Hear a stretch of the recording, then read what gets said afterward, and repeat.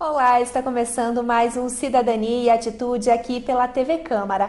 E no programa de hoje nós vamos conhecer o trabalho social desenvolvido pela Igreja Adventista do Sétimo Dia. E para falar sobre esse assunto, eu recebo nesta noite Josué dos Santos Faria, que é um dos membros voluntários da igreja. Seja bem-vindo, uma ótima noite. Boa noite, nós estamos contentes de estar aqui e queremos dar também nossa boa noite aos nossos ouvintes. Gente que agradece. Eu gostaria de iniciar o programa falando um pouquinho aos nossos telespectadores o que significa, então, a Igreja Adventista do Sétimo Dia. Quais são os princípios que os fiéis devem seguir?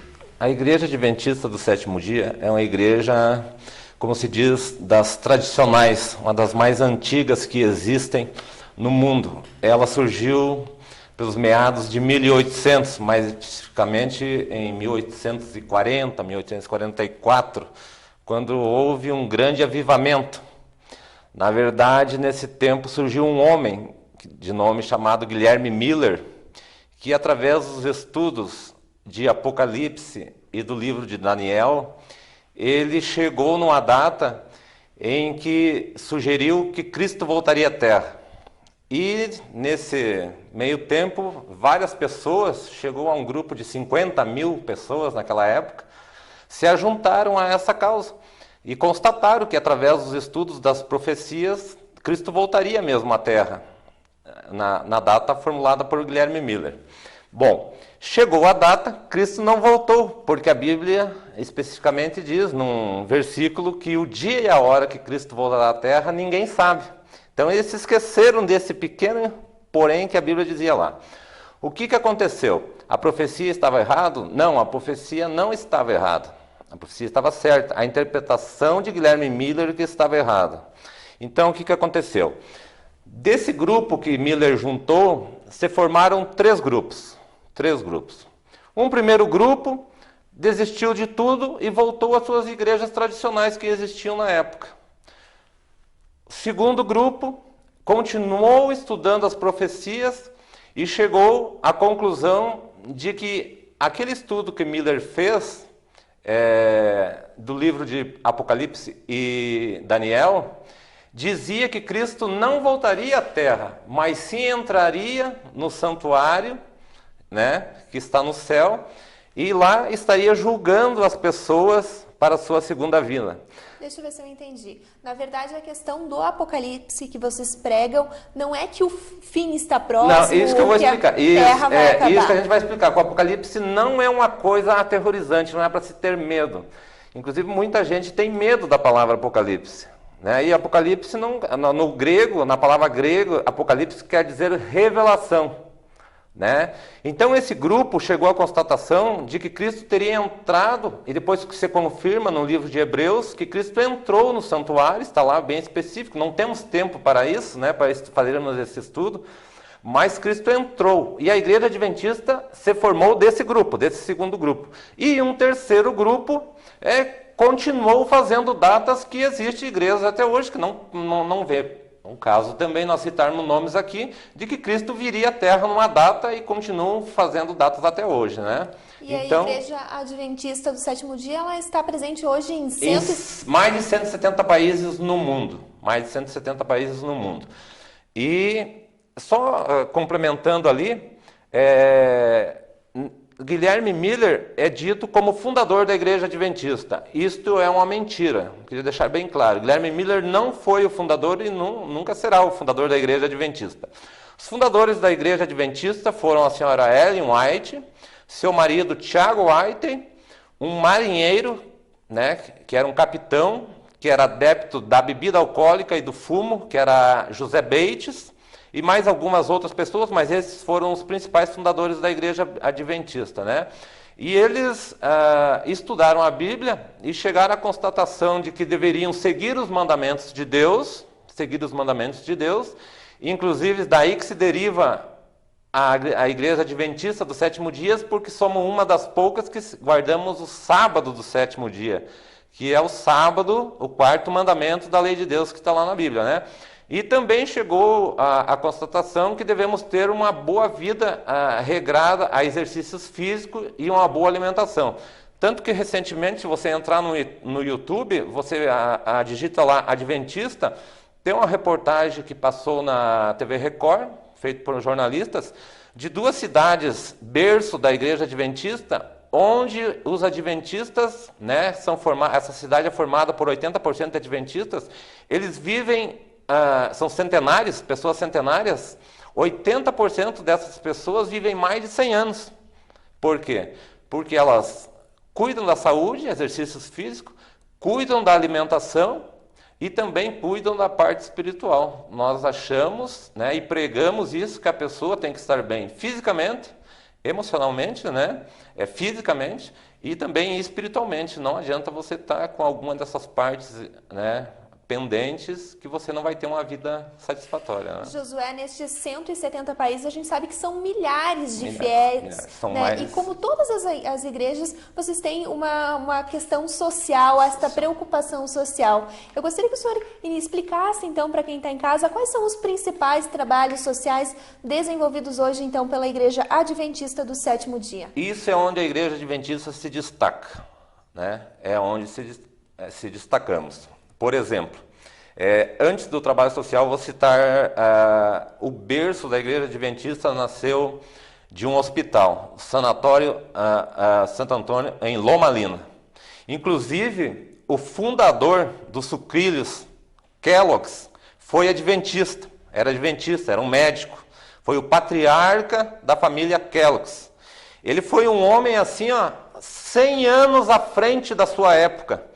Um grande médico, um grande inventor, uma pessoa fora do comum, que ajudou em muito a Igreja Adventista na sua parte, tanto espiritual, como homem estudioso da Bíblia, mas também na parte medicinal. Então nós nos destacamos hoje no mundo na parte hospitalar. Temos vários hospitais no mundo todo. Inclusive aqui no Brasil, se eu não me engano, aquela doença do fogo selvagem, o único hospital, se eu não me engano, não quero estar mentindo, que trata, aqui no Brasil, eu acho que é em Minas Gerais, fogo selvagem é adventista, o hospital. Que doença seria essa, só para a gente esclarecer um pouquinho? Fogo selvagem é uma doença que ela vai, é tipo uma lepra, vai comendo a pele, vai tirando a pele, vai ficando em carne viva.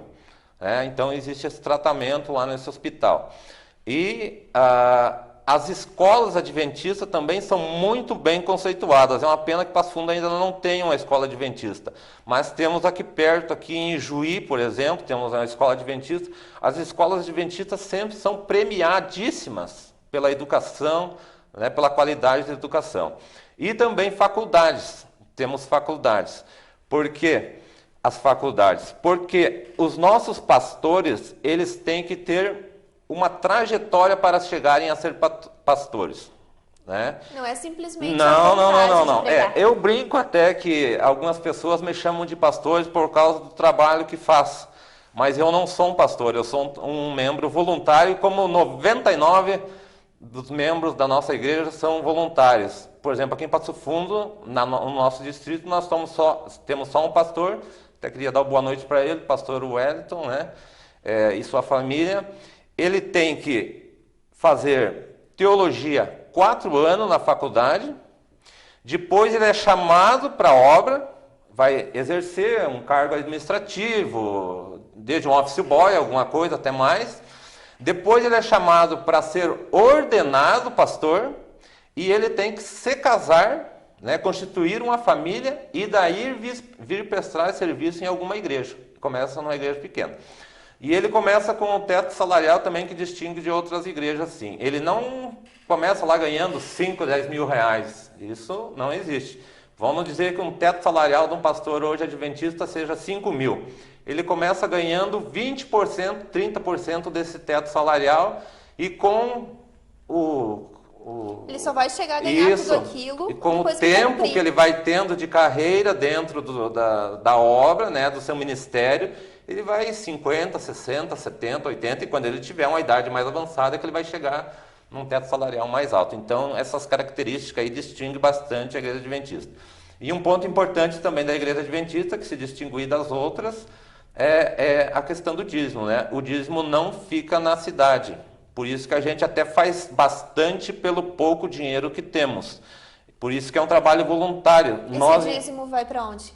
Esse dízimo funciona assim. A maioria das igrejas, o dízimo é local. Fica na igreja para o pastor administrar. A adventista não. A adventista, como ela trabalha da seguinte maneira. 80% do dízimo que é arrecadado aqui na igreja e das ofertas vai para a associação, no caso aqui nossa, Sul-Rio Grandense, que é em Juí. De Juí vai para a Associação Sul, que é no Paraná, em Curitiba. E de Curitiba vai para a Associação Geral, que é nos Estados Unidos. E lá dessa Associação Geral nos Estados Unidos é distribuída para todo mundo, porque de lá eles têm uma visão geral no mundo do que precisa. Na Índia, na Etiópia, na África, nesses países. É com esses recursos que vocês conseguem fazer esses projetos sociais que nós vamos conhecer ao longo do programa. Com esses recursos, com essa arrecadação toda, com esse dinheiro. Que é construído escolas, orfanatos, né? Diversos trabalhos são feitos com esse dinheiro. Então, nós fazemos até bastante com o pouco que temos, né, graças à bênção de Deus, né, e a ação voluntária de cada membro que coloca o tempo, coloca o seu dinheiro, o pouco que a gente consegue dar ali dessa forma, né. O senhor mencionou no início do programa que tem 3 preocupações que são as principais, digamos assim, da igreja, que então é o social, o físico e o espiritual. É realmente importante ajudar as pessoas em todo um conjunto, ou seja, ela tem que estar bem fisicamente, espiritualmente, para poder viver com qualidade. Sou até admirador de um pastor que assisto o programa dele, o pastor Silas Malafaia, na televisão, que ele fala uma frase e a gente tem que concordar com a frase dele assim, que não há instituição nenhuma pública no Brasil e nem no mundo que tire e ressocialize as pessoas na sociedade de novo como a igreja, tanto a igreja católica como a igreja protestante, né?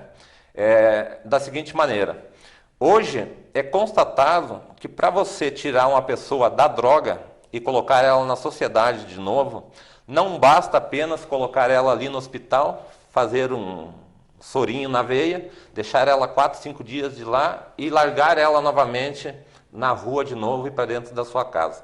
Essa pessoa, 99%, ela está fadada a voltar para as drogas de novo. Isso aí é constatado. O que tem que acontecer? Tem que ter um acompanhamento. E, infelizmente, não temos ainda essas políticas públicas ainda.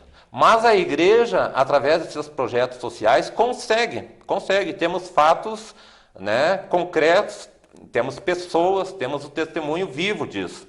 O que a igreja faz para socializar essas pessoas? Então, nós trabalhamos com as palestras sobre fumo, álcool, droga, e agora estamos com o bullying também, que surgiu, né? No meu tempo era o mais forte surrando o mais fraco. Hoje surgiu a palavra bullying, né? Estamos se adaptando a isso, então.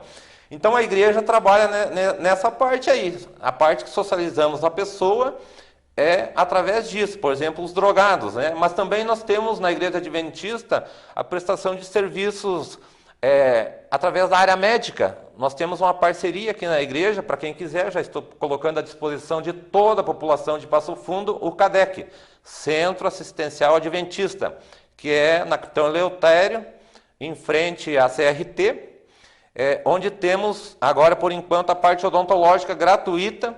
Você não precisa aguardar na fila, nem madrugar nada, você chega lá e marca a tua consulta odontológica e você vai ser atendido dali no mesmo dia, ou talvez no outro dia, ou 2, 3 dias.